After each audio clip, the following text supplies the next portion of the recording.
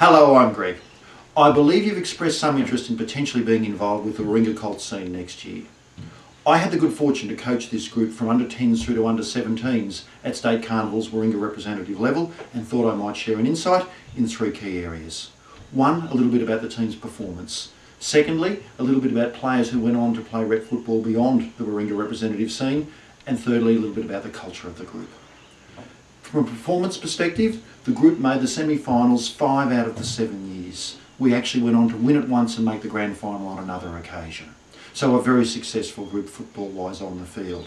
Beyond that, we always had lots of representative players. So if we go back to the early years when they were picking Sydney primary school representative teams, we had a host of players in that team, including people like Tom McGain, Brendan Hollis and James King.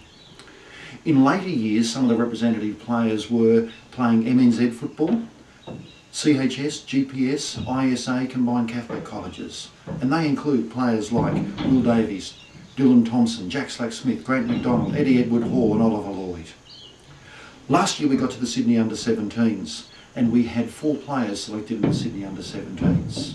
Adam Hannigan, Jack Donlan, Tyson Davies and James Taffatui.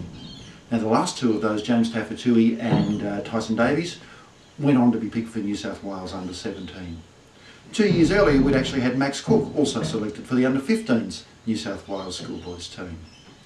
And of course we've got Harry Jones, who has played with the group all the way through from under-10s to under-17s and was last year selected to play Australian schoolboys against Samoa. So as you can see, with that list of players there, a highly quality group of players who have all gone on to play high-level representative football. I'd love to touch on the culture just before we close. This group has been very tight and had a culture that suggests they will welcome new players into the group as they have done over the last 7 years. They do expect though that new players into the group do contribute and hold the same values as far as football training, bonding and commitment to each other is concerned. It was interesting last year in the 17s Carnival, we had 3 of our key players out injured. They never missed a game, they were on the sideline running the water. So I guess it's one in all in with the Rats. Thank you.